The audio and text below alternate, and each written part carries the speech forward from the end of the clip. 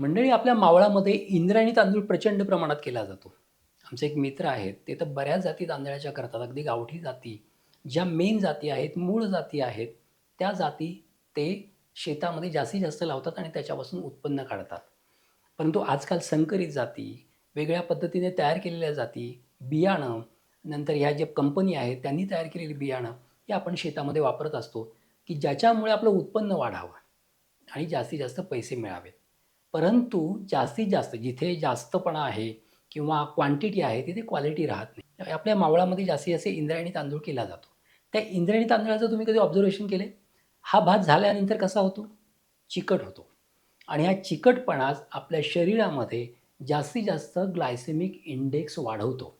म्हणजे तांदळामध्येच glycaemic index जास्त असतो. त्याच्यामुळे आपल्या शरीराला जास्तीत जास्त डायबिटीज होण्याची शक्यता निर्माण होऊ शकते. आपल्या शरीरामध्ये हृदयाचे आजार होण्याची शक्यता जास्त निर्माण होऊ शकते. कारण डायबिटीस एकदा झाला, की मेंदूचे आजार, हृदयाचे आजार आणि किडनीचे आजार होण्याची शक्यता जास्त निर्माण होते.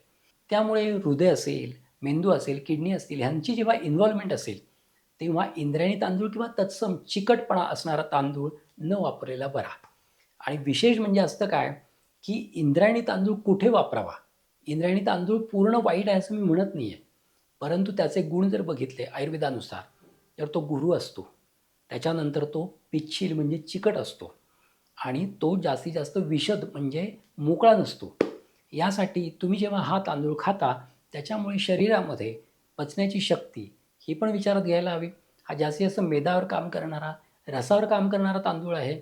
त्याच्यामुळे जेव्हा आपल्या शरीरामध्ये मेद कमी झाला असेल आणि डायबिटीज होण्याची सुतराम शक्यता नसेल, शरीर कृश असेल आणि आपल्या शरीराला पोषणाची गरज असेल, तेव्हा इंद्रायणी तांदूळ खाल्ला तर काही हरकत नाही आहे.